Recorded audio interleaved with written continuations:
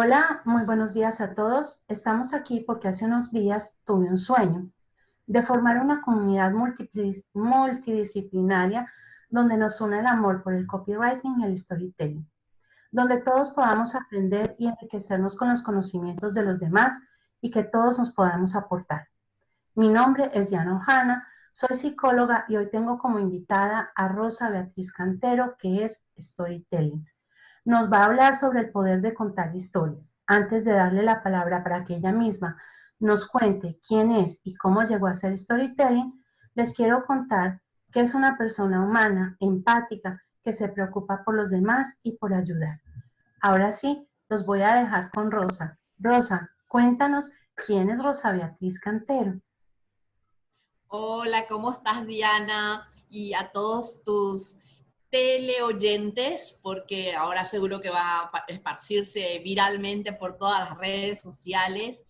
Para mí es un honor poder participar en este video contigo, en esta entrevista. Yo la conocí a Diana también en un club que nosotros pertenecemos como miembro, somos amantes de escribir y bueno, como amantes de la escritura, pues está bien, yo participo aquí como storytelling. En realidad trabajo en un centro de entrenamiento del emprendedor y como parte de hace un año de las capacitaciones que se le dan a los emprendedores, me dieron como misión hacer talleres de storytelling, puesto que soy traductora pública y también redactora de contenidos de hace más de 10 años. Y entonces, para poder vender mejor y humanizar los servicios y productos de estos emprendedores, comencé a hacer storytelling, inclusive con las redes sociales y los anuncios de estos en la página de Facebook del centro. Entonces, voy a comenzar a hablarles sobre el poder de contar historia. ¿Por qué las historias son poderosas? ¿Por qué nos gustan tanto las historias? ¿A quién no le gusta una historia? Al niño antes de ir a acostar, le contamos un cuento, se calma. Si el cuento es motivador, se duerme enseguida. Porque las historias, también en este confinamiento, cuando no teníamos nada que hacer, muchísima gente se prendió a Netflix, se prendió a las series, y es como una droga que permite ver sin parar, nos impulsa a querer más. Y todo se trata de que hay una hormona del amor, que es la oxitocina, que es la hormona de la empatía, que nos conecta emocionalmente con estas historias.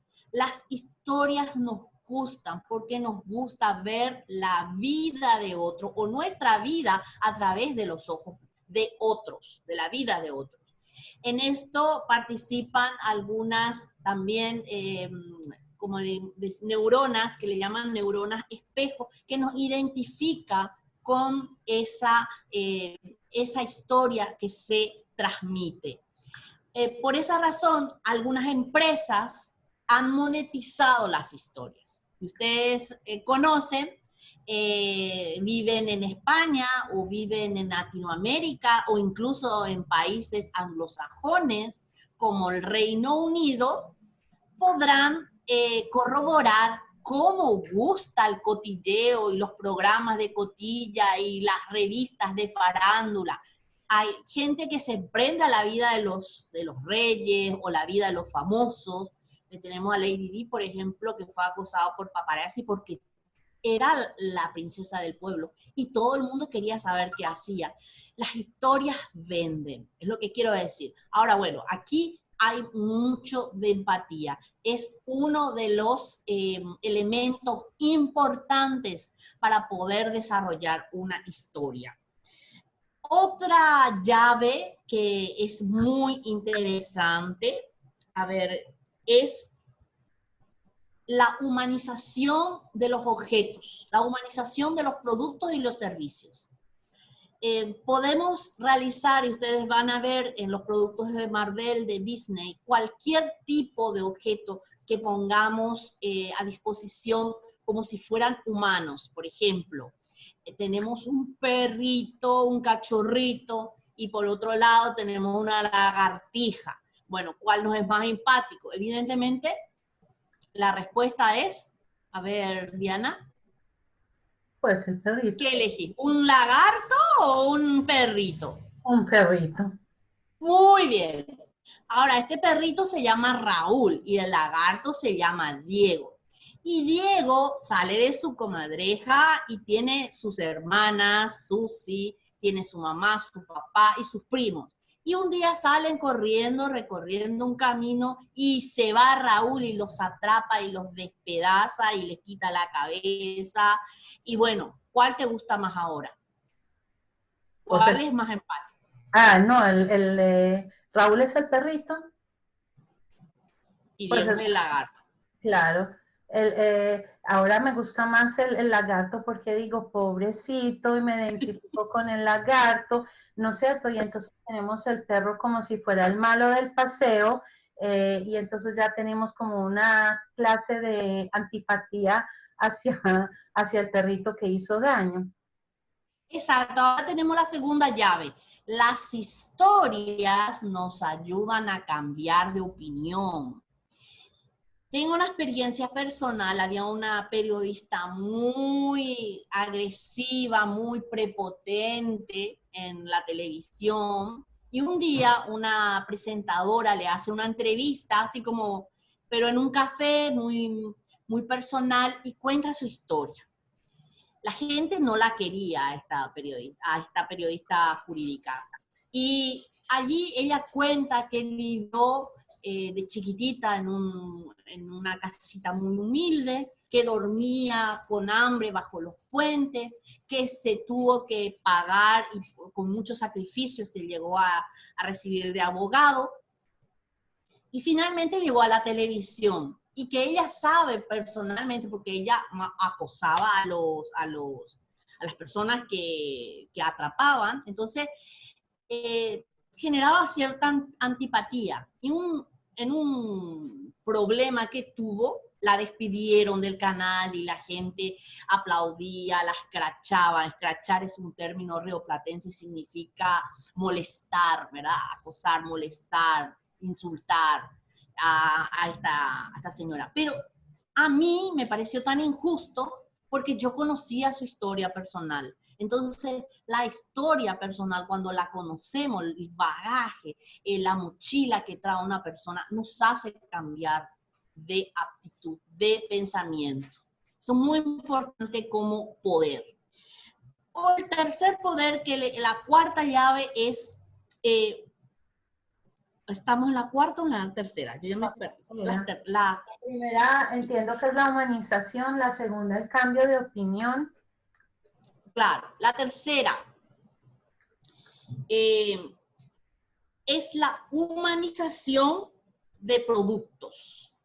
La humanización ya tuvimos, la tercera es la primera es la primera es la, sí, está bien. Entonces tenemos la tercera, que es educar. Las historias tienen el poder de educar. El storytelling, que es más o menos el término anglosajón para definir a la narración de historias, también se utiliza en las aulas. También los profesores pueden usar ese término. Por ejemplo, esa técnica, perdón. Por ejemplo, temas muy complejos, muy técnicos, con palabras muy grandes que son imposibles de comprender a simple vista o con una simple escucha, se pueden utilizar historias para enseñar lo mismo, ya sea astronomía, ya sea finanzas bancarias, ya sea la propia historia. Yo recuerdo que tenía una profesora que teatralizaba la historia y nunca me olvido de verla ahí parada contando la historia de nuestro país, porque la teatralizaba, hacía sentir, nos generaba una emoción. Entonces, muy importante como tercer punto, educar y concientizar al consumidor a través de las historias. Como experiencia personal, voy a contarles que también esto conecta mucho con las marcas. ¿Cómo una marca puede hacer que nos volvamos creyentes? Y no solamente con historias, sino con el trato, con la experiencia del usuario. Las marcas y los servicios pueden contar las experiencias de usuario. Hoy día, el 87% de los consumidores ya no confían solamente en la publicidad, sino en la reseña o en la experiencia que cuentan, o la historia que cuentan los otros consumidores. Si te cuenta tu mamá o una amiga que el shampoo que está utilizando le hace brillar y vos le ves que el cabello está brilloso, ¿comprarías, Diana? Sí, ¿no? Seguramente que Pero sí. si te cuenta la publicidad en la televisión, ¿cuál sería la mayor confianza que tengas? ¿La tele o lo que dice tu madre o tu amiga? Pues yo creo que lo que dice mi madre o lo que dice mi amiga, ¿cierto? Porque al fin y al cabo son puntos de referencia en los que yo genero credibilidad y confianza y además que veo cómo le queda el cabello, ¿cierto? No es una cosa photoshopeada o que pasó por filtros y cosas por el estilo, ¿cierto? Es lo que podría llamarse como la propaganda boca a boca. Exactamente. Estamos haciendo una creación de historia de boca a boca, ¿verdad? Es como un tráfico orgánico, natural. Entonces, el 90% de los consumidores leen lo que dicen otros consumidores en las redes o buscan lo que dicen antes de comprar. Al menos a mí me pasa inclusive con los libros. O yo tendría que haberlo hecho igual con los cursos online, ¿verdad? También. Casi son todos los que a veces ponen su prueba social. Y yo me acuerdo que esto está tan arraigado y tan conocido que en mi curso de marketing había un profe que decía que había veces que las propias marcas ponían falsamente reseñas falsas para que la gente creyera. Y también al revés, la competencia podría hacer también reseñas falsas negativas contra algún producto o un servicio. Por eso hay que tener también mucho cuidado para poder detectar. A veces no se detecta, ¿verdad? Bien, bien. Voy a contarle la experiencia que yo tuve con una marca en Francia. Yo viví muchísimo tiempo en Francia, 10 años en París, y allí esta marca no era de alta gama, pero producía productos naturales de cosmética y perfumes. Entonces, me adherí a esta, tiene sus tiendas físicas repartidas por todos los centros comerciales, está sobre el Champs-Élysées también, pero ellos no utilizaban mucho las redes sociales. Ahora es todavía reciente. En ese tiempo, hace 10 años, no se usaba como publicidad, sino me enviaban un correo con un cartón como postal donde yo raspaba para saber si tenía premios. Claro, siempre tenía premios. Descuentos al 50%, productos por el solo hecho de visitar la tienda física de regalo, y siempre durante todos los años se acordaba del día de mi cumpleaños para regalarme un presente, un perfume, algún producto de los cuales yo utilizaba, acumulábamos puntos. Cada día de cambio de estación o cada cambio de estación también teníamos regalos y aparte de eso acumulaba. Y siempre estábamos como que la marca se volvió una persona, como la marca que te mima, que se acuerda de vos, que conecta contigo. Te sentías acompañada y yo esperando cada mes mi cartón que llegue a la casa. Todo eso hace la experiencia del usuario. Es muy importante como técnica. Quizás no todas las marcas tengan el poder adquisitivo, vamos a decir, de incorporar productos o promocionar eh, productos a 50% por ser una cliente fiel. Pero es lo que nos vuelve a nosotros los consumidores en creyentes. Cuando la marca demuestra que le importamos, nos dice que sí se acuerdan de nosotros. Y eso es como una historia que se crea entre el servicio, el producto y el usuario. Bueno, yo creo que hasta aquí mi cuarta llave. Y vamos a las preguntas, o si quieres incorporar algo para que podamos...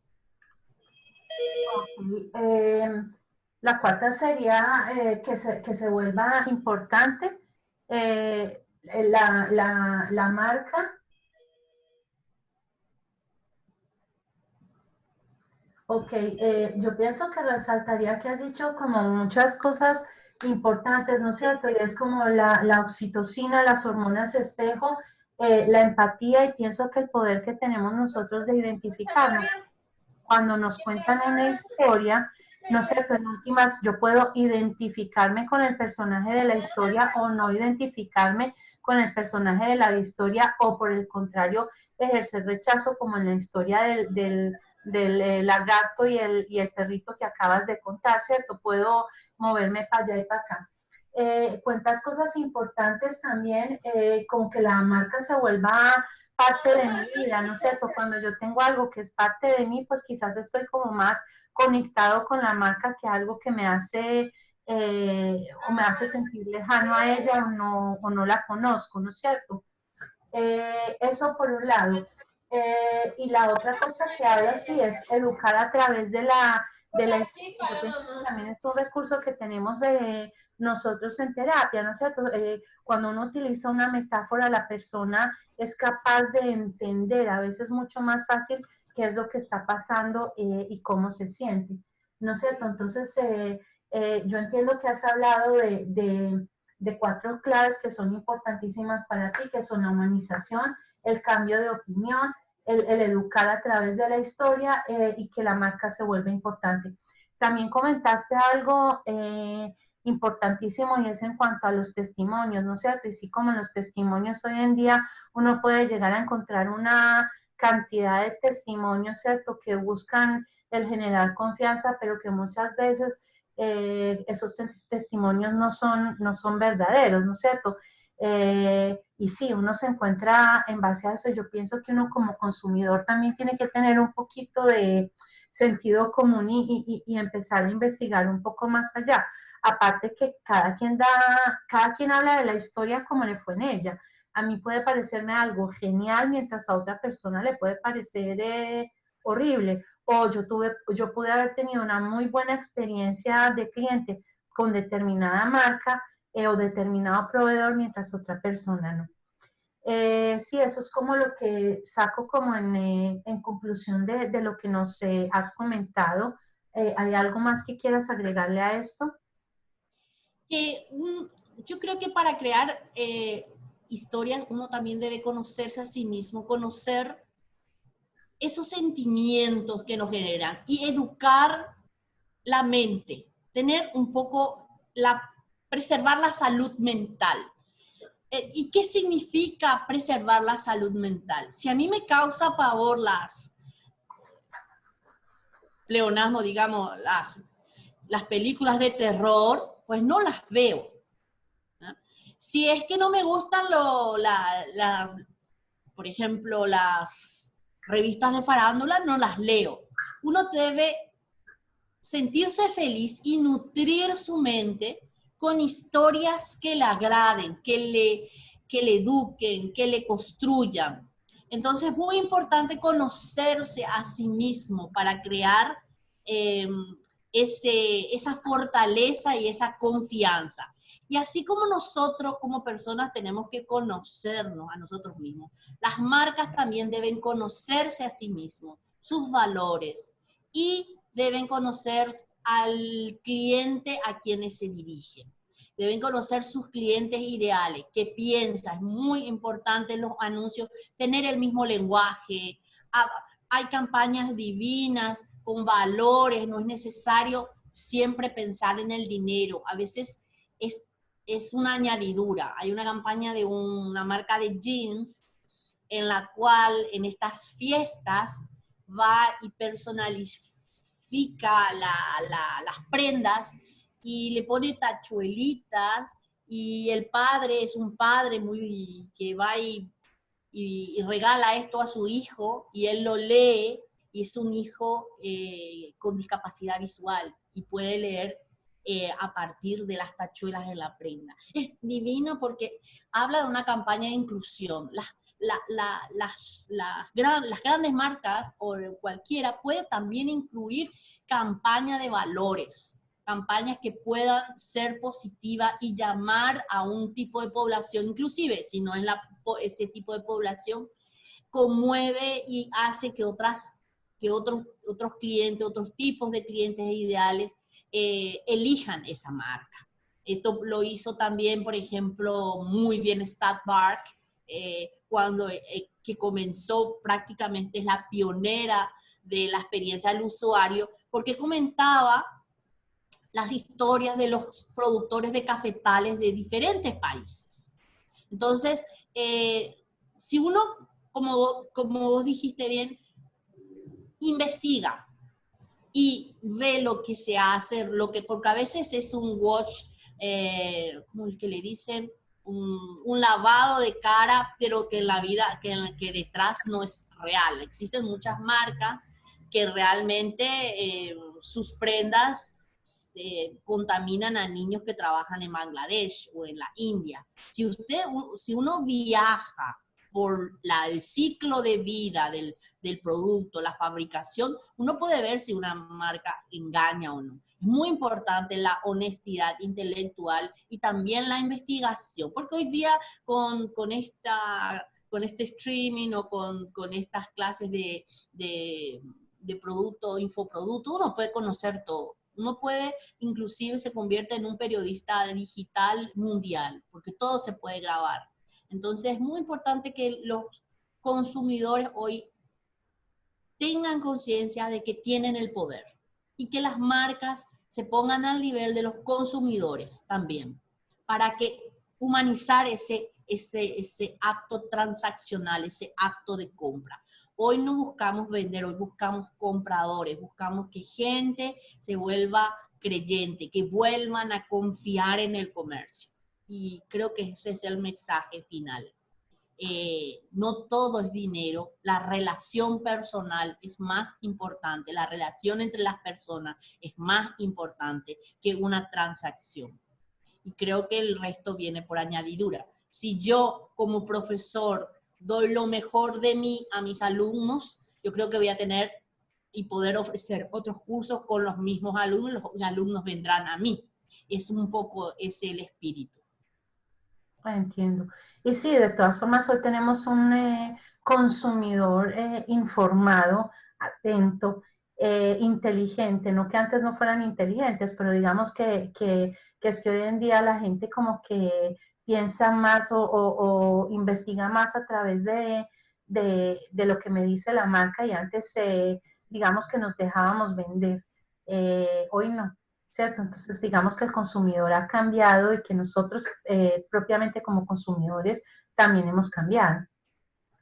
Hemos cambiado bastante y a pesar de estar en el confinamiento meses, nos hemos dado cuenta de que nuestra casa es importante, de que tener una calidad de vida es importante, de que cuidar la salud es importante. Nosotros los que hacemos trabajo remoto, tener un espacio para trabajar y una organización del tiempo es importante para no quedar extenuados, no quedarnos hasta altas horas despiertos trabajando, y que nuestra energía tiene que ser aprovechada, que tenemos que hacer ejercicio, que tenemos que comer saludable.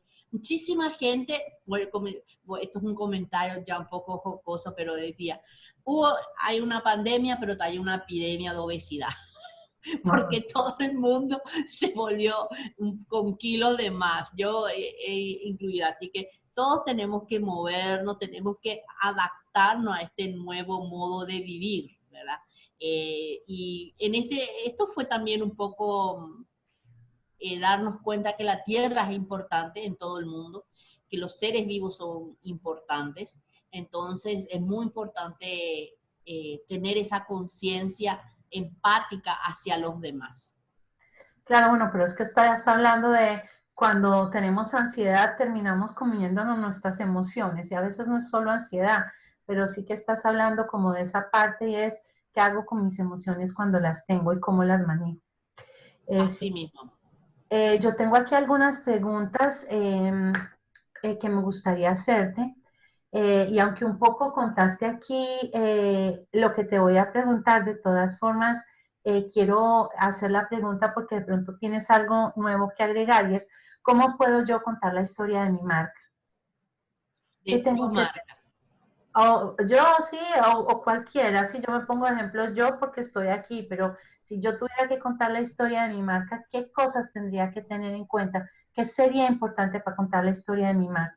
Bueno, y primero, ¿a qué público estás dirigiendo? ¿A quién le estás hablando? Entonces tienes que elegir una historia con puntos relevantes para ese público. Primero estudiar quién es tu público, tu audiencia, y tener definido el por qué haces lo que haces. ¿Mm? ¿Por ququé haces lo que haces? Hay un objetivo, el por qué uno hace lo que hace, por qué uno se levanta todos los días a hacer la misma. Hay gente que se levanta todos los días a trabajar, pero realmente no le importa ese trabajo. Y hay gente que se levanta con esa motivación interior, que no es lo mismo que la actitud. A veces la motivación interior que nosotros nos tenemos que automotivar es ¿por qué yo hago esto? Porque quiero ayudar a los demás, porque yo ayudo a los pequeños emprendedores, porque me gusta ayudar, me siento bien. Y tal vez no me pagan muchísimo, no busco ese beneficio económico, pero sí buscamos un beneficio emocional. Tenemos que saber entonces por qué haces lo que haces y transmitir eso. Tener tus objetivos, tener tus objetivos, tu Hablaste de misión, tu pasión, visión, tener pasión, claro. hablaste de pasión, motivación y añadiste otra palabra que es misión, tener clara la misión que yo tengo de vida. Exactamente. Y luego construir esa marca, porque muchas veces hablamos de nosotros mismos y a la gente no le importa todo, tenemos que dar con lo conciso y preciso. Hay una escritora francesa que decía, lo que se concibe bien se expresa fácilmente. Lo que no está interiorizado dentro tuyo, no podés explicarlo bien. Entonces a veces la gente duda, no sé si esto es para mí. No estoy compenetrada o, en un examen, no estudié bien. Bueno, y no puedo expresarlo, no puedo hacerlo. Y lo mismo sucede en una marca. Uno tiene que interiorizarse, tiene que estar convencido uno mismo para poder expresar y comunicar con todos estos ingredientes, con pasión, con motivación, porque uno está convencido. Entonces, lo segundo es interiorizar esos sentimientos. Sí, yo entiendo que tenemos que ver cómo estoy yo convencida de lo que hago y cómo soy congruente con con aquello que hago. Ser coherente, muy importante. Voy a contarte una pequeña anécdota de un curso que vi así de publicidad en Facebook. Había un chico que vende un curso, bueno, él pone su vídeo y scrolleo, vamos a decir, bajo la página de venta en tu ciudad ya están inscritos 94 personas, me dice. Yo sé que jamás nadie se va a inscribir en ese curso, todavía nada. Ya es una mentira de entrada. Quizás el producto o el servicio sea bueno. Pero como la persona que está viendo esta comunicación ya desconfía, ya ve que es una mentira, por supuesto va a huir, va a decir esto es una falsedad. Entonces hay que cuidar bastante lo que uno pone en las páginas de venta, con las palabras, y sobre todo no mentir. No mentir. Claro, estás hablando de que en 5 segundos puedo acabar con la confianza de mi cliente que tanto me costó construirla. Estás hablando de construir, de transparencia y de hablar con la verdad. Así mismo. Y de hecho que uno, vos como psicóloga lo podés ver, pero de hecho uno puede transmitir esa confianza. Cuando una persona no está mintiendo, tiene unos gestos, hay algo que me dice, esto es así, me gusta porque dice la verdad. Y cuando alguien miente también uno puede detectarlo, pero si uno no es un perfilador, evidentemente, siempre hay un sexto sentido que nos dice las cosas. Y hay que cuidar ese aspecto, la reputación digital, porque así como podemos construir una montaña de buena reputación, de buenos consumidores, todo eso se puede ir abajo. Por un cambio de comunicación, un cambio de producto. Yo te cuento un caso de mi trabajo. Teníamos con esta pandemia casi todo el rubro gastronómico cerró. Y teníamos una cantina es el bar donde consumimos los alimentos en el trabajo. Y es una empresa familiar. Tenía muchos empleados, pero los cocineros, muchas veces no cocinaban bien, no nos gustaba, no era rica, no apetitosa esta comida. Entonces perdió muchísimos clientes por los cocineros. Y como la pandemia vino, tuvo que despedir a todos los empleados y se quedó solamente la familia a trabajar.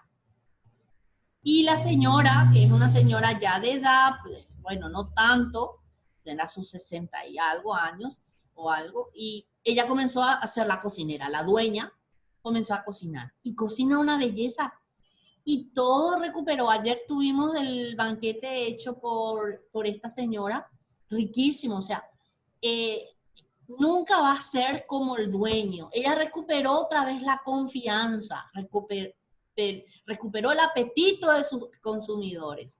Eso es así. A veces el negocio que no es que no es de uno, no le damos la importancia o no tiene esa calidad. Y hay que transmitir a los colaboradores la filosofía de una empresa, tu filosofía. Quien trabaje contigo debe ser complementaria y debe también seguir tus valores y tus principios. Yo, por ejemplo, no iría a trabajar en un lugar o ni siquiera traduciría un texto o algo que vaya en contra de mis principios, en contra de mis valores. Entonces, un respeto hacia tu persona, hacia tus principios, hacia tu marca, hacia tu local y también hacia tus consumidores. Claro, ahí ya tocas otro tema, además del respeto que tiene que ver con la ética de uno como persona y como profesional, ¿no es cierto? Que a veces en algunos lados falla, pero sí que uno tiene que ser como muy ético con lo que hace y muy congruente con uno mismo.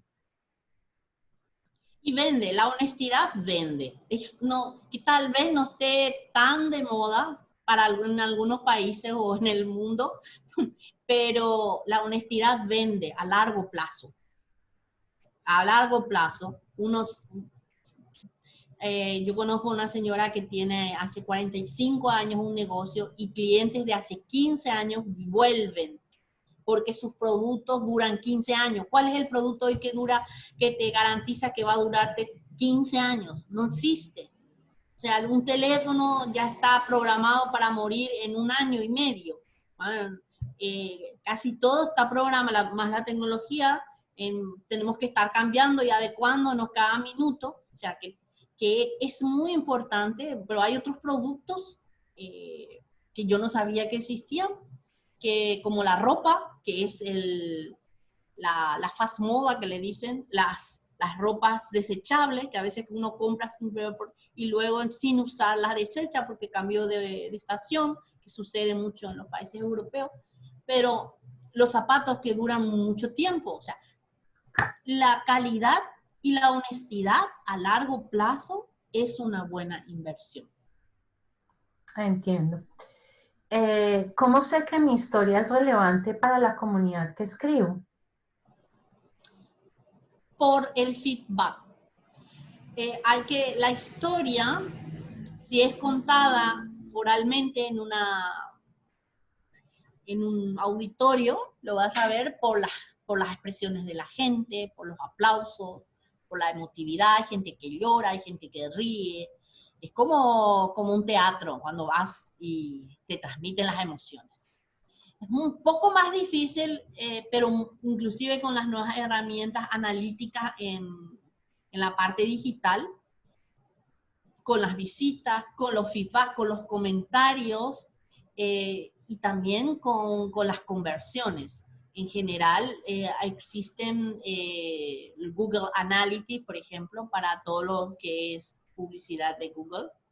En los blogs también existen herramientas para poder conocer el éxito de una campaña con historias. Y además la conversión, hay que convencer. Y una de las mejores técnicas de interés y de convertir es contar historias reales, experiencias reales. No hablar siempre de uno mismo, sino de las experiencias de tus consumidores. Y ahí ya estás patrocinando otro tipo de historia porque va a conectar directamente con esos consumidores. Es muy interesante porque a veces el storytelling, que es narrar historias, se convierte en story doing. ¿Qué significa story doing? Es la historia hace que participe el usuario o el consumidor y que sea ponderada la historia de ese consumidor consumiendo un producto. Se llegó ¿de dónde llega esto? De una publicidad que en vivo, Red Bull, que es una bebida energizante, hizo lanzar a un usuario desde un avión, desde la estratosfera, y lo filmó.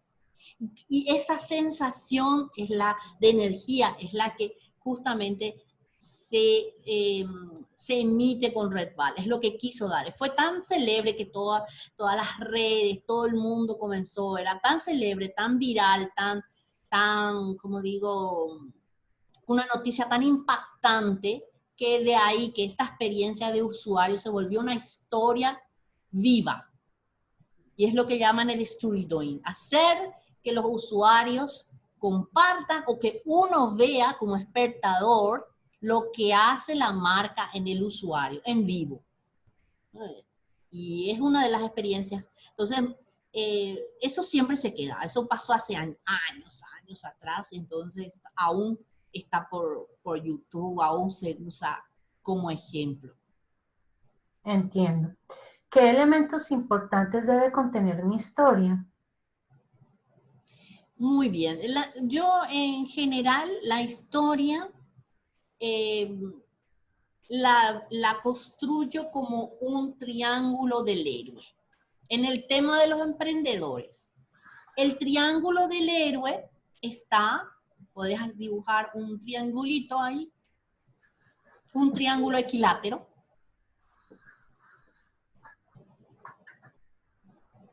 Muy bien, un triángulo equilátero. En el vértice está el héroe. ¿Aquí, aquí o aquí? En el vértice, arriba.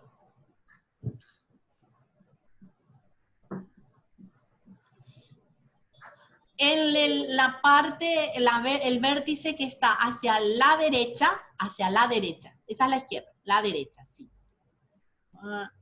Estoy pensando, mejor vamos a la parte, a la izquierda, así, a la izquierda, esta. Va a ser el mentor, y a la derecha, el objeto mágico.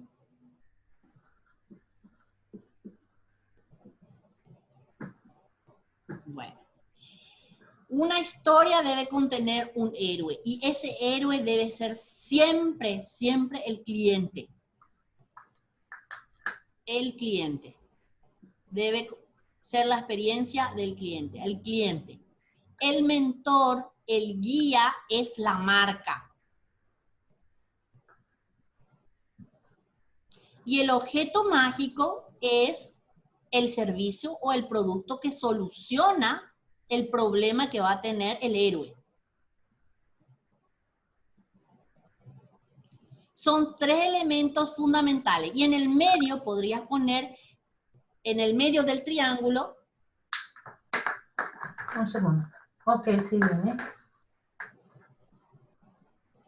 La moraleja o el mensaje de la historia. Debe dejar una moraleja, debe dejar un mensaje al que lee, al consumidor de la historia.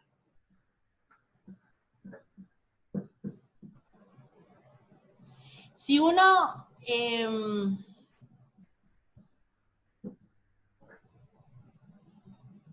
el mentor es el que guía, el que muestra. Entonces, si uno estudia en base a esto, las publicidades, la historia, vas a encontrar que muchos se guían con esto. ¿Quién es el héroe? Entonces uno pregunta, ¿quién es el héroe? Ah, es el cliente. No, la marca no puede comenzar, somos, qué sé yo, la ferretería que hace 30 años estamos en el mercado. Eso no es un storytelling ni es simplemente un mensaje aburrido de una empresa tradicional. La empresa innovadora es la empresa que pone el P de persona en el centro. El P de producto murió en el marketing ya hace tiempo. Hoy día ya no hablamos de características y del producto, ya no importa. Lo que importa es la persona, cómo se siente esa persona, qué hace ese producto y ese servicio en la persona, en el cliente. Por eso es que el héroe es el cliente.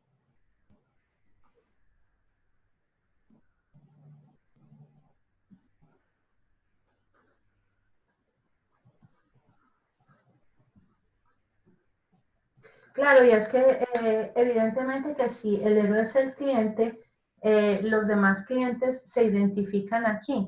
Si la marca se equivoca y se pone de héroe en vez de mentor o de guía, ya no hay no hay una identificación porque la marca está hablando de yo, y yo no Así es. puedo contigo. Así mismo es, Diana, totalmente. Y no funciona. La marca egocéntrica, con una comunicación egocéntrica, no funciona. Hoy día todas las agencias digitales, todas están incorporando, inclusive el embudo de ventas tradicional ya fue cambiado. Si ustedes visitan la página de HubSpot, el creador de HubSpot hizo una nueva tendencia donde justamente el P de persona, que era el del marketing mix, que era producto, hoy día es persona. O sea, la P no es más producto, es persona. Estamos hablando, por eso es muy importante, conocerse, conocer al cliente ideal, estamos yéndonos a la personalización. En estos años había una generalización, queríamos vender a todo el mundo, queríamos hacer campaña para todo el mundo, que nuestra marca estuviera globalizada. Hoy no, hoy personalizamos, hoy estamos con un McDonald's que le pone ají o que prepara comida mexicana en México, o un McDonald's que viene aquí y también quiere adaptarse. Inclusive, ya estas marcas muy globalizadoras están siendo desplazadas por este tipo de marcas que personalizan, localizan al usuario. Claro, mira, ahora que dices eso, me acuerdo cuando la gente entra a McDonald's, ya hay la posibilidad de que la gente diga si la quiero con cebolla, con tomate, con no sé qué consiste más, ¿no es cierto? Como mucho más, porque no a todos nos gusta lo mismo, ¿no es cierto? Ahora que estabas comentando eso, me vino a la cabeza la situación. Yo elijo lechuga, no le quiero con lechuga, quiero con esta salsa, no la quiero con esta Es salsa. verdad. Es mucho más específico, ¿cierto? Y fíjate lo que dices, conocer el cliente, porque es que si yo no conozco a mi cliente, ¿cómo lo pongo de héroe? Así mismo, así, totalmente. Sí. Entiendo. Ok. ¿Cómo sé dónde empieza y dónde termina mi historia? Las historias las puede continuar el usuario siguiente. Uno puede presentar una historia, ¿verdad? Y a veces continuarlas, como una telenovela, como un, ¿cómo le llama? Culebrón. Puede hacer una serie, una serie en Netflix o de Amazon Prime. Hoy día lo ideal es eso. Lo ideal es que los usuarios continúen la historia y agarran la historia que hizo ese usuario, le presenta de nuevo. Yo, y es cultural, a mí cuando, porque hice también unas TV clases de esto, y tenía que buscar ejemplos, y descubrí un ejemplo eh, muy chocante para mí, tal vez para ti también, que eres latina, no sé, pero con un humor inglés, eran una publicidad inglesa de unos aerosoles para el baño, pero que son como perfumes. Es un perfume, un aerosol para el baño, pero que se presenta como perfume. Y eran diferentes series de historia en los cuales presenta a este producto con la fórmula paz, donde está el problema, donde agrava el problema enorme que le puede suceder a cualquiera y donde este producto maravilloso, objeto mágico, soluciona ese problema. Pero era tan chocante para mí que para ellos no, ellos iban a lo directo. Eso, el tabú que marca lo que sucede en un baño, ellos los destapan. Entonces, hace como que la gente le choque, pero se recuerde y no solamente, por ejemplo, en este caso que yo he visto, era una señora en un comedor de familia. Luego hay otros casos, pero yo ya no tuve ganas ni hígado, mi hígado no me iba a tolerar eso. Pero es increíble cómo las historias pueden adaptarse culturalmente y tener éxito dentro de una cultura. No sé si tendría éxito dentro de la nuestra, pero es importante ver cómo las marcas son osadas hoy para poder penetrar dentro de la mente del consumidor. Pero, Entonces, las historias pueden continuar. Puede hacerse una misma historia con diferentes contextos, con diferente ambiente, pero con el mismo mensaje. entiendo, pero hablas también de dos cosas, ¿cierto? Y es que a veces detrás de esa innovación y diferenciación mía como marca, a veces lo que puedo llegar a generar es rechazo en mi consumidor en vez de empatía o que me recuerden incluso porque generé rechazo, ¿cierto? Que también hace que entonces eso quede en mi mente como consumidor y que en últimas aunque me generó el rechazo, quizás diríamos que la campaña es exitosa y efectiva porque yo recuerdo la marca. Y hay que probar. Yo la verdad que no sé porque ellos la repitieron. Quizás funcione yo digo, en el mercado inglés, pero en el mercado latino, por ejemplo, yo viví un tiempo en México y escuchaba chistes en México sobre la muerte. O veía, y para la muerte, para los mexicanos, es un día de fiesta, es un carnaval, es diferente a nosotros. Y después, visto la historia, los mayas eh, están acostumbrados a, por ejemplo, a ir a visitar a los muertos, a celebrar, a cepillar, a sacar los huesitos, cepillar todo lo que hay. Y sin embargo, porque eran imperios que no eran nómadas. Sin embargo, en nuestro país, que es de los carios, los indígenas carios, los tupí guaraní, son nómadas y huían de la muerte.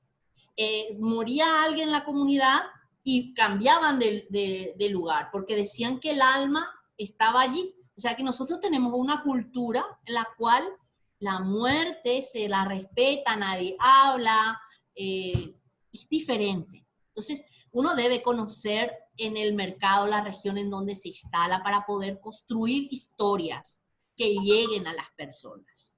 Y si uno no conoce eso, no puede tampoco trascender. O puede, como dijiste, chocar y tener una reacción inversa a lo que uno estaba buscando.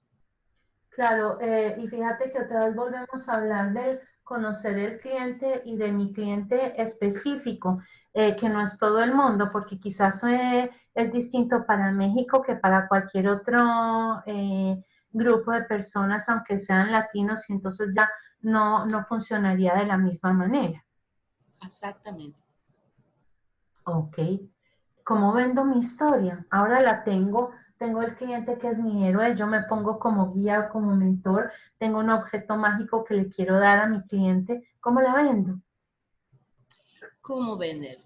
Y uno tiene hoy día un montón de plataformas y de formas de venta de tu historia. Primero, podrías hacer un teatro, podrías montar una reunión. Fíjate cómo vendían los tappers de antes en una casa, venía la gente, le demostraba, tocaba el producto. Aquí yo no soy, hace muchos años que yo no vivía, hace 5 que vivo aquí, y veo que la forma de venta es que te dejen, viene, te confía y te dejan el producto para que pruebas y hagas tu experiencia. Me dejó una pulsera una señora que ni no utilicé porque me daba calor, ya el último me dejó unos meses y después... ¿Y qué tal te fue la pulsera? Era una pulsera radiomagnética o algo así, ¿no? Y me dio calor. A mí me da, yo la devolví porque no me, pero es una forma de venta, ¿no? Entonces, ¿cómo vender una historia? Tenés los video marketing que funcionan bastante bien. Se puede hacer una historia en una foto, con un flyer. Se puede hacer un podcast con una historia, los radioteatros de antes, que funcionan súper bien. Hoy día la radio se transformó en podcast, también como veníamos con una personalización, porque hoy tenemos temas, el programa podemos elegirlo, el tema, todo está más personalizado, inclusive la radio, la televisión, el streaming, todo lo que es hoy día es... Entonces, uno puede vender sus historias en diferentes formatos. Y en cada formato uno debe adaptar al formato que va a construir esa historia. Porque si uno no adapta a ese formato, entonces pasa desapercibido. Por ejemplo, el caso, voy a hablar un caso tuyo, tu blog. Genial el tamaño de las letras, los colores, y se puede ver en una pantalla de 6 pulgadas de un smartphone. Y hay gente que utiliza fotos pequeñas o letras ilegibles porque cree que todo el mundo tiene una PC. Y el 90% hoy día mundial ve internet a través de un smartphone. Uno tiene que tener la capacidad de adaptar al formato en el cual la persona está viendo. Entonces tiene que ver no necesariamente construir mil historias, pero sí adaptarlo a ese formato. Entonces uno puede vender así su historia. Pero mira que volvemos como a lo mismo. Antes el cliente se tenía que adaptar a la marca y me estás contando nuevamente que la marca debe adaptarse al cliente, ¿no es cierto? A lo que el cliente es, a la forma como el cliente usa, a la forma como el cliente le gusta, porque si no, en últimas yo quedo fuera del mapa del cliente, soy invisible para el cliente. Y debe que estudiar, y hay una investigación detrás. Tenés que estudiar cuál es el horario inclusive de posteo, si va a ser una historia escrita. Hoy día hay gente que le gusta mucho Kindle, que lee ya poco, que lee hasta donde le gusta. Hay gente que no lee, sino es en papel. Todo eso uno tiene que estudiarlo un poquito. Y si es que quieres abarcar más, tenés que adaptarte en todos esos canales. Poder transmitir en todos esos tipos de canales. Porque si uno se enfoca solamente en uno, no va a abarcar los múltiples usuarios que utilizan otros tipos de canales. Yo, por ejemplo, no veo televisión, no tengo tiempo. todo lo que consumo es por mi smartphone o por, bueno, esto que utilizo ahora con la PC grande, ¿verdad? Pero a veces estamos ya cansados y, bueno, pero hasta música, todo utilizo por el smartphone porque me es mucho más cómodo. Algunos con tablet. Y bueno, a veces me siento, sí, algunas veces me siento delante de la tele a ver una película.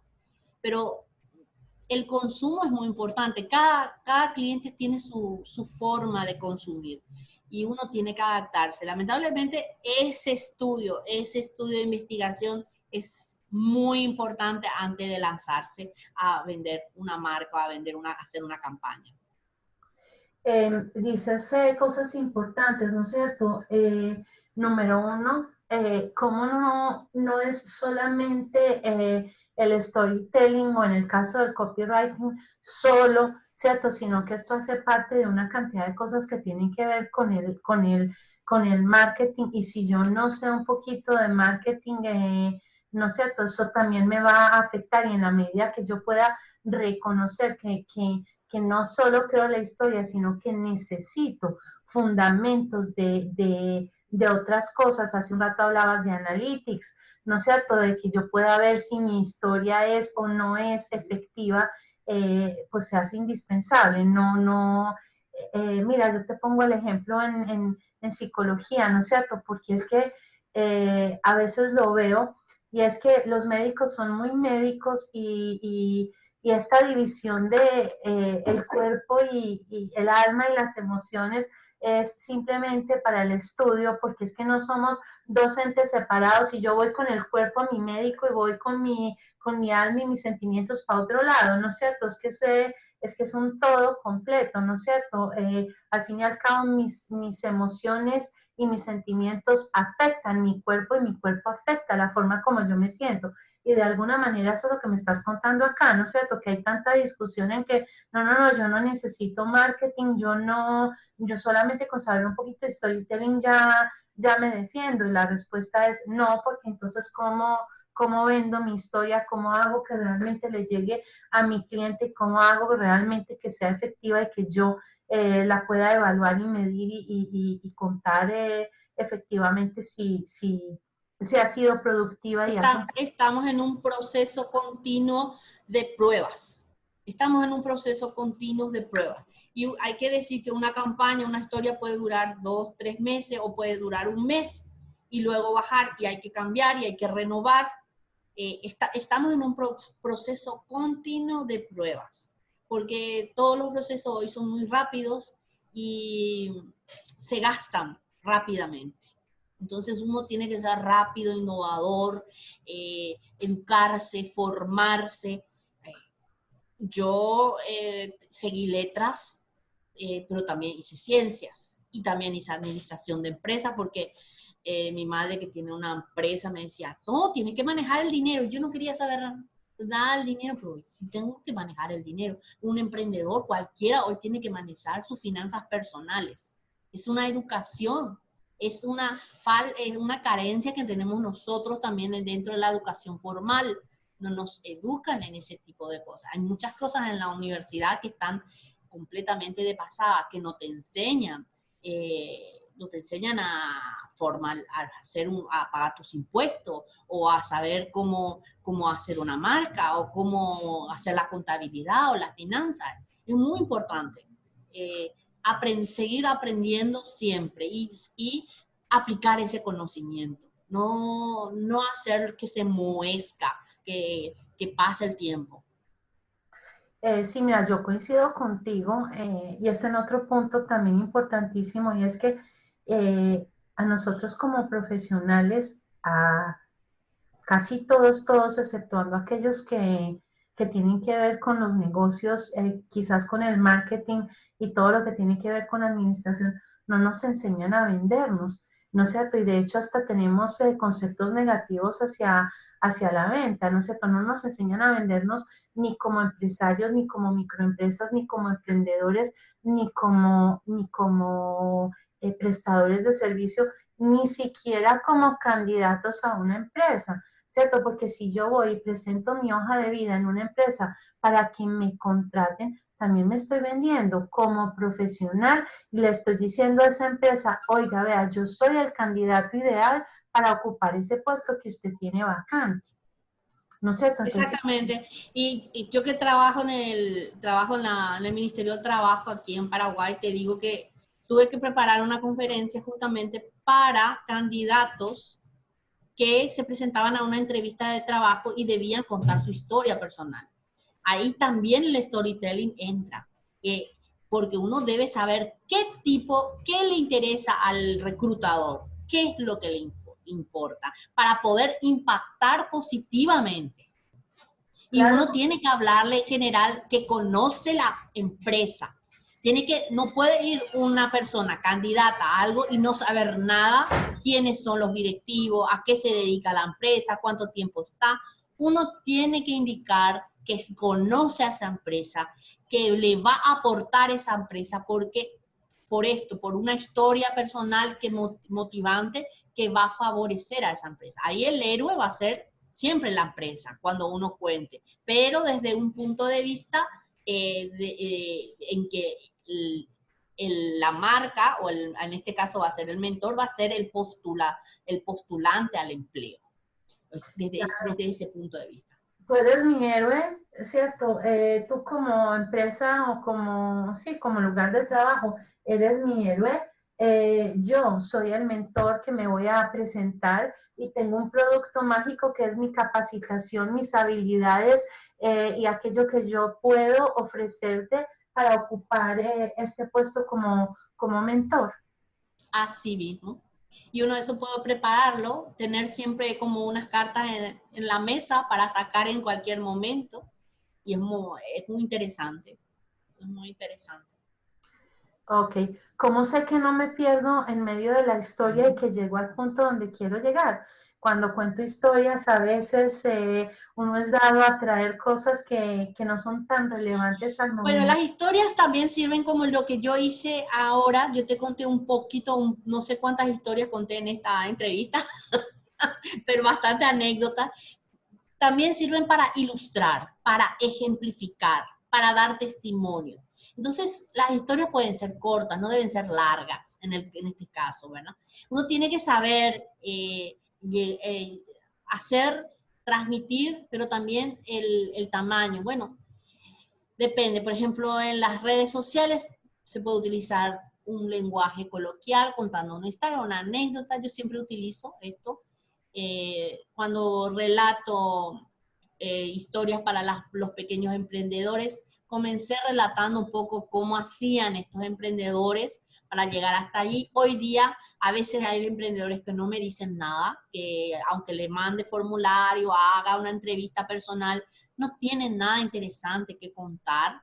Entonces uno tiene que innovar y tiene que contar la historia de acuerdo a los beneficios que tiene esa marca o ese producto.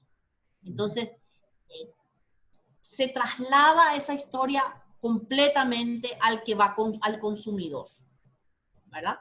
Entonces, es muy interesante hacer un benchmark también. Podemos ver, por ejemplo, el domingo estábamos haciendo un logo para una granja con frutería y verdurería. Y hay que ver lo que hacen los otros. ¿Cómo está? Porque hay un rubro y los colores es sencillo, con colores modernos, inclusive la forma, la tipografía, todo indica qué tipo de negocio es. Entonces uno puede hacer comparaciones e investigar. Es interesante esa metodología de investigar lo que los otros hacen para poder uno diferenciarse, porque también uno debe ser diferente, salir del, del montón. Entonces uno tiene que conocerlo. Yo la siguiente pregunta que iba a hacerte y voy a conectarla con esta es, ¿qué historias merecen ser contadas?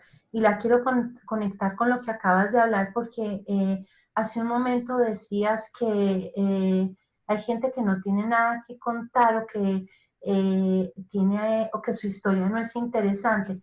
Y ahí viene una cosa que tiene que ver con las creencias que tenemos sobre nosotros mismos, aquello que pensamos y que creemos y qué tan dados somos o no somos a contar la historia, porque a lo mejor es que yo creo que mi historia no es interesante, pero sí que lo es, ¿no es cierto?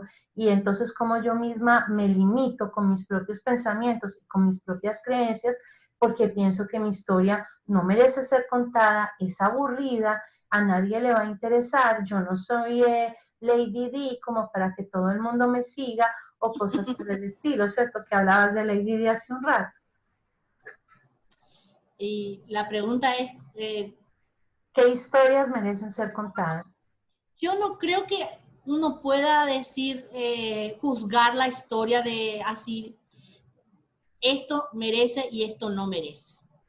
Todo puede ser meritorio de acuerdo al lugar, de acuerdo al tiempo, de acuerdo al punto.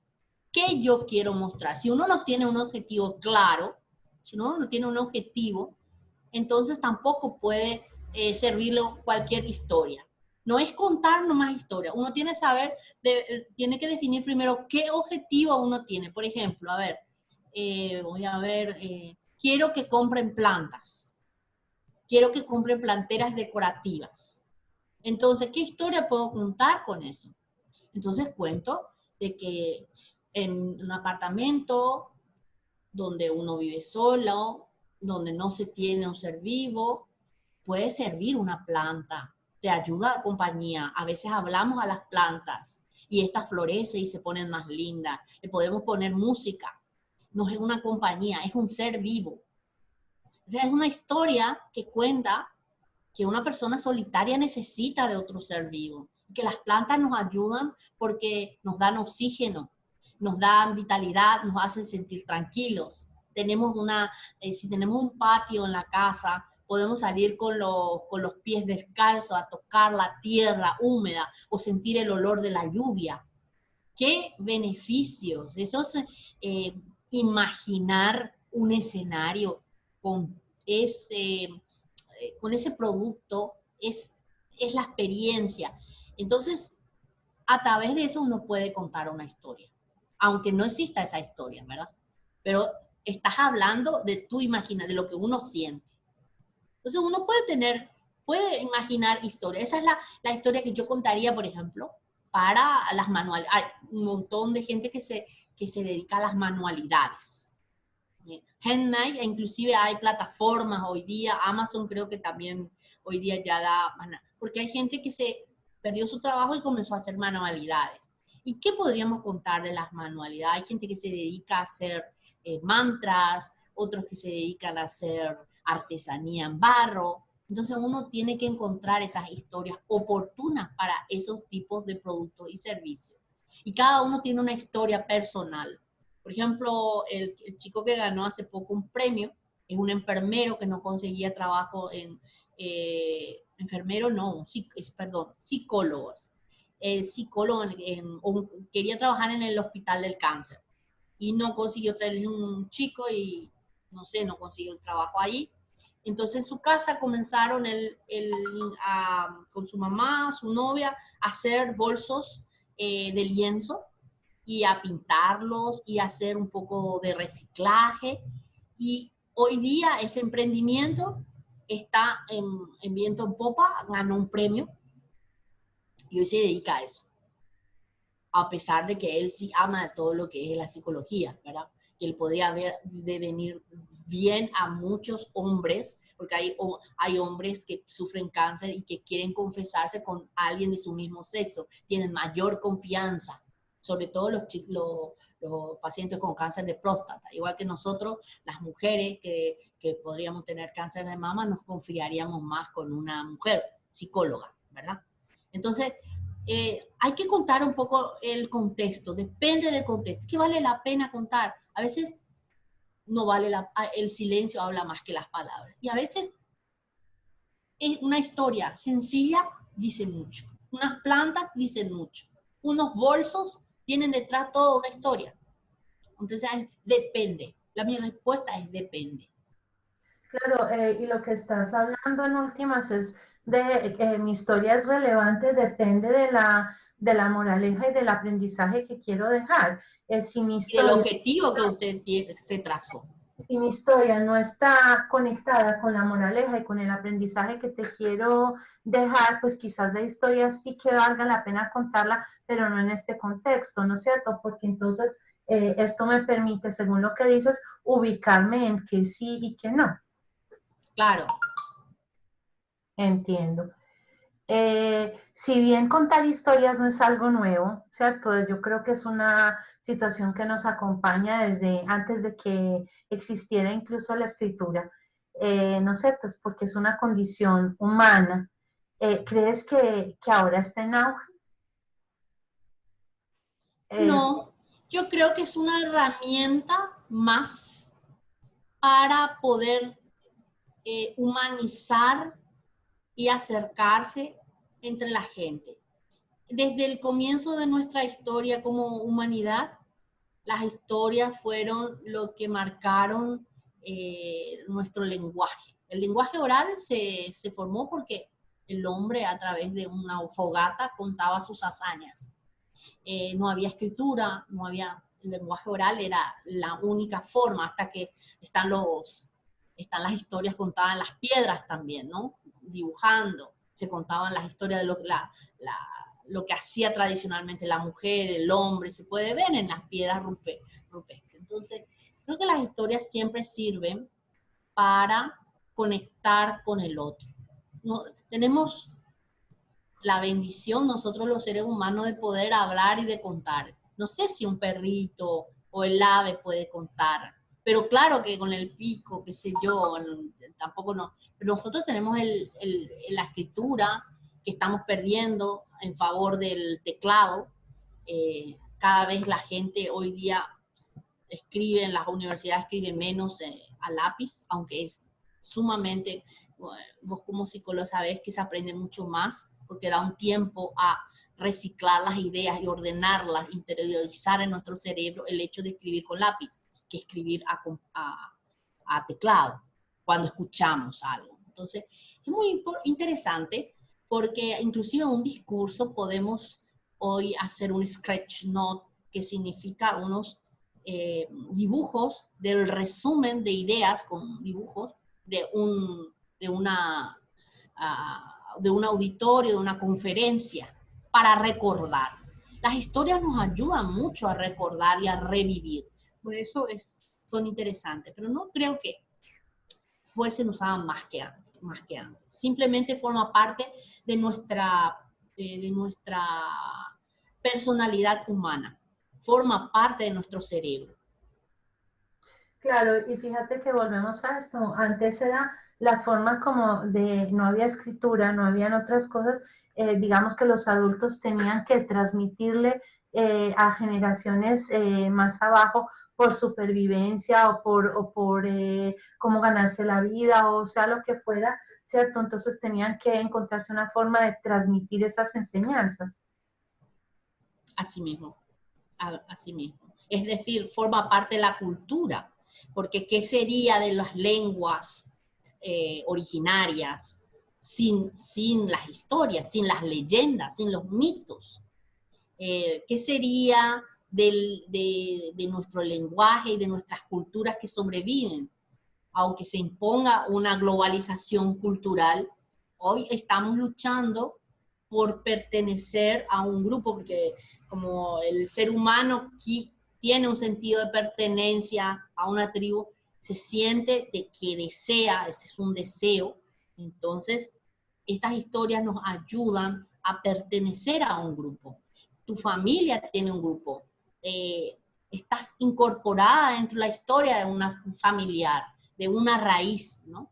Entonces es totalmente humana, las historias son totalmente humanas. Entiendo. Y algo que todos nosotros queremos, que wow, nuestra historia sea viral y llegue a todo el mundo. ¿Cómo hago para que mi historia sea viral? Y yo creo que voy a darte un ejemplo. Se hizo muy famosa una música de un cantante africano, no sé si lo viste, Jerusalema. Yo pensé que era algo de Israel. Jerusalema se llama. Y Jerusalema es un canto que en la comunidad africana se canta cuando la gente se casa. Y unos chicos no sé si fue en Nigeria, no me acuerdo bien, bailaron esta canción en YouTube o en TikTok. Y fue algo espectacular. Es una canción divina que le veías a cantar, habla de la esperanza, de que todos tenemos que confiar en el Señor, por eso Jerusalén habla del Dios, ¿no? Y es muy interesante porque la bailaron desde Suecia, Paraguay, era un desafío. ¿Y quién iba a pensar que una canción así tan significativa en la cultura africana podría hacerse viral y estuviéramos viendo a enfermeros, doctores, bailando en París o bailando en Alemania? Y no sabemos exactamente, pero esa canción nos llegó y nadie entendía. Nadie entiende porque estaba cantada en una lengua africana. Entonces, decir, ¿qué podemos hacer para nuestra historia sea viral y que conmueva? A veces ni es necesario hablar el mismo idioma, como prueba este testimonio de esta canción. Que conmueva, hay que saber cómo verla. Y no sé, vos sabés mismo, las 7 emociones básicas universales, una sola es positiva, que es la alegría. Entonces, yo creo que las historias con alegría, buenas, siempre conectan. Las historias tristes, las historias que te dan, como decías, un rechazo y negativa, no van a conectar con lo mismo. Entonces hay que tratar de que estas historias nos transmiten cosas positivas para que se vuelvan virales. Entiendo. ¿Qué cualidades debe tener un storyteller? ¿Perdón?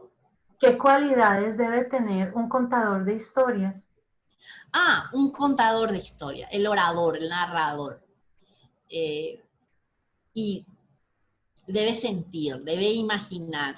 Yo creo que las emociones, a veces es un don, ¿no? El de contar historias, pero debe estudiarse mucho y conocer al otro, y estudiar oratoria, si va a contar una historia, ¿no? Saber, tratar de escribir todos los días. Yo les dejo un desafío a los que nos escuchan. ¿Cuál fue la última vez que reíste y que sentiste muy feliz? Y escribir, porque una historia. Luego, ¿cuál fue la última vez o cuando recuerdes que te sentiste muy triste? Y escribir. ¿Cuál fue cuando tuviste una ira fatal, cuando tuviste una furia? Y escribir.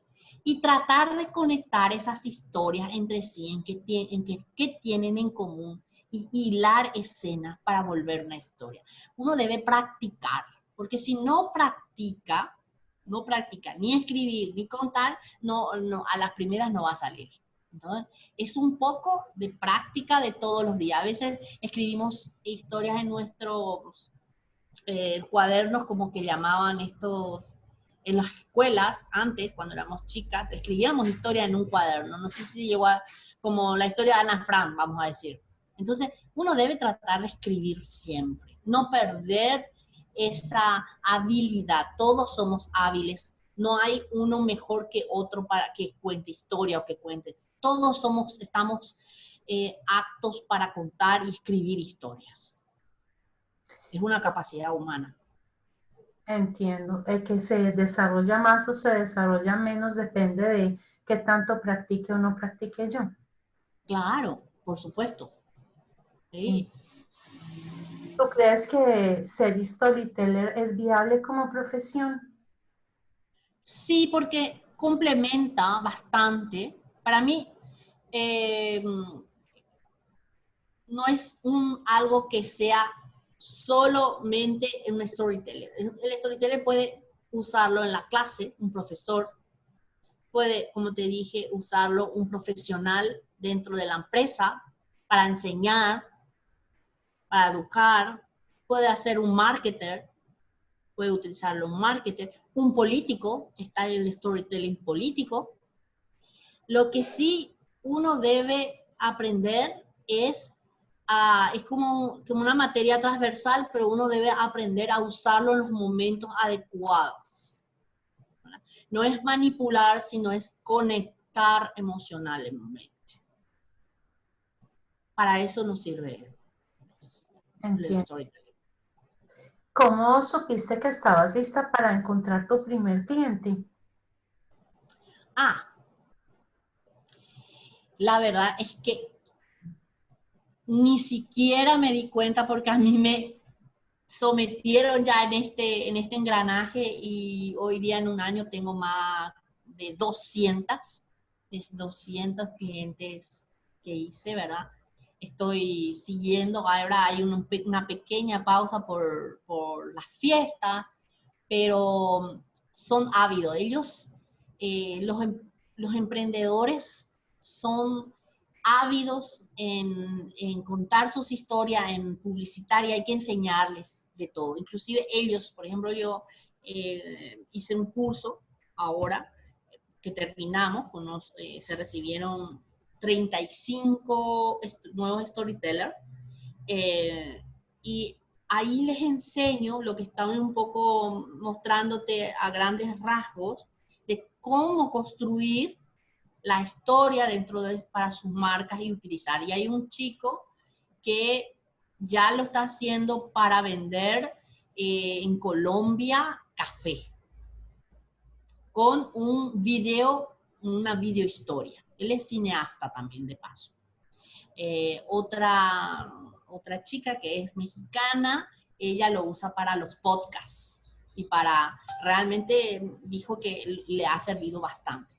Uno puede utilizar esta herramienta en lo que estás habitualmente haciendo. Por ejemplo, en tu caso, lo puedes hacer. Hay un famoso argentino que lo utilizó haciendo una serie de los casos de sus pacientes.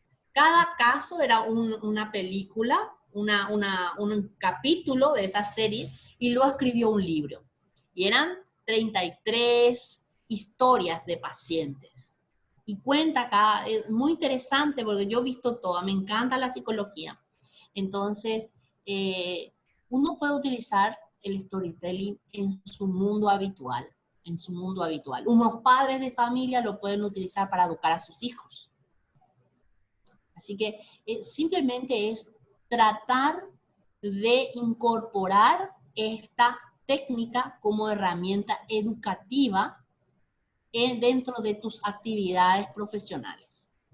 Entiendo, pero tú me hablas en el caso de yo como héroe, ¿cierto? Utilizo para mis propias cosas, ¿no es cierto? Pero yo te pregunto en el caso, por ejemplo, porque tú me hablas de emprendedores y entiendo que los emprendedores que a los que tú les das taller y les das el curso y todo lo demás, ellos mismos aplican para ellos mismos y su emprendimiento todas las herramientas, pero yo me refiero a aquel que vende sus servicios como storyteller o vende su producto como storyteller. ¿Cómo sabe que está listo después de un curso para conseguir su primer cliente y cómo lo hace? Y bueno, utilizando un poco el storytelling con el copywriting en el caso. El storytelling entra en las fórmulas de copywriting, que son las redacciones publicitarias. Dentro de esas fórmulas hay un lugar donde uno puede meter. Por ejemplo, en la fórmula AIDA está atención. ¿Y dónde vas a meter el storytelling? Vas a meter en el interés, inmediatamente después. Vas a comenzar con una historia. Luego generas el deseo, y luego ya el call to action, que es la llamada a la acción. En la fórmula PAS, que es problema, agitación, solución, vas a meter la historia desde el primer. Puedes meter en problema o hacerlo en agitación. Yo prefiero meter un storytelling en agitación. Entonces uno puede introducir el storytelling ahí. Ahora, y en ese campo ayuda muchísimo a los storytellers.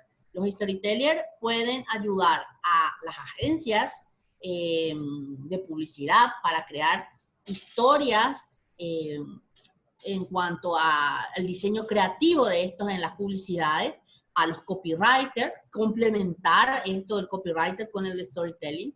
Y justamente estaba hablando del caso de Alejandro, que Alejandro es copywriter, se dedica ahora al copywriting y también es storyteller. Y en el caso de la publicidad de los profesores, en el caso de los profesores, bueno, tuve la oportunidad de hacer un curso con un profesor estadounidense en el cual nuestra compañera, vamos a decir, era storyteller, pero profesora de escuela. Ella enseñaba a los chicos a hacer historias, pero como profesora. Y era una metodología de un señor que se llama psicólogo también, él es, mira, el doctor Arika Rubinstein, es judío, y es especialista en la metodología Bloom y Webb, de taxonomía Bloom y Webb. Entonces, yo pienso que los storytellers es un complemento, es una herramienta. Ahora, como profesional, uno puede venderse para las agencias de publicidad, para las escuelas, etc. Tiene que innovar, es transversal. Entiendo. Sí, yo siempre digo que a veces tenemos que pensar que nosotros mismos somos nuestros mejores clientes, ¿no es cierto? Y que si no lo puedo hacer para mí, difícilmente lo puedo hacer para otro, ¿no es cierto? Que tenemos que empezar por casa y ver cómo me vendo, cómo hago, ¿cierto? Para poder empezar a vender a los demás. Rosa, algo que quieras comentarnos o añadirnos aparte de todo lo que hemos hablado. No, yo pienso que esta fue una entrevista un poco general y me encantaron tus preguntas porque eras al punto, los resumía. Espero que les sirva a toda la gente que nos está escuchando y que no duden en preguntarme si quieren en nuestras redes sociales o en el club o en tu canal o en tu blog y apoyar esto que es prácticamente tan altruista que nos ayuda a complementar nuestras profesiones. Tanto la psicología, por ejemplo, que puede utilizar el storytelling, ya que estamos basados nuevo en esto, las historias. Entonces, me hace recordar a un chico en un hospital cuando lloraba porque no quería ponerse la vacuna, entonces el doctor le comenzó a contar una historia y la chiquita se quedó calladita, pobre, y le aplicó la inyección. Siempre es interesante este tipo de experiencia que uno puede contarlo. Mi experiencia que estoy contando, eso lo podemos escribir, lo podemos contar de diferentes maneras. Y la percepción que tienen los demás va a ser también diferente. Quizás a algunos les llega, a otros no les llegue. O sea, el mensaje es muy importante. ¿Qué tipo de mensaje nosotros queremos transmitir? Y bueno, esto es lo que yo puedo aportar como a la comunidad, como algo singular en que todos podemos ser storytelling. No hay un especialista, no estamos allá arriba. Simplemente el ser humano es un storytelling. O sea que muchas gracias por esta entrevista y espero que te haya servido también a vos, Diana. Seguro que sí. Gracias a ti por haber estado, por haber aceptado mi invitación y por estar disponible con el tiempo y haberme colaborado en todo caso.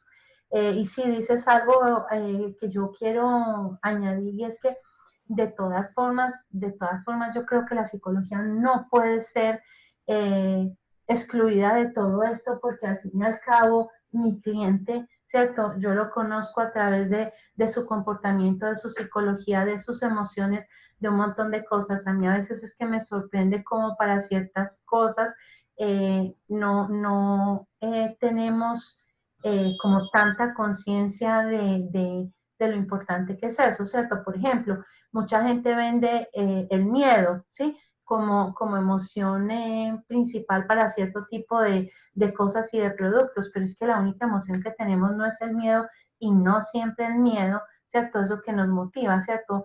Digamos, hay empresas que ni siquiera utilizan eso para sus eslogan o para sus campañas publicitarias porque quieren generar en el cliente, ¿cierto? Un tipo de emociones completamente distintas, como pueden ser la superación, la motivación, el salir adelante, la felicidad o cualquier otro tipo de cosas. Así mismo. Sí. Bueno. Solo me queda darte de verdad las gracias nuevamente. Gracias por estar aquí, por aportar tus conocimientos, por tu tiempo, y para mí fue todo un placer el haber estado contigo aquí. Gracias a vos por todo y esperamos una próxima entrevista. Tal vez vamos a desarrollar otros temas interesantes también.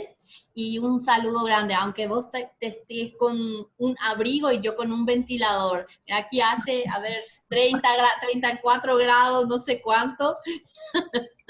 Estamos del otro lado, me encanta, me encanta. Muchos saludos y hasta siempre. Chao.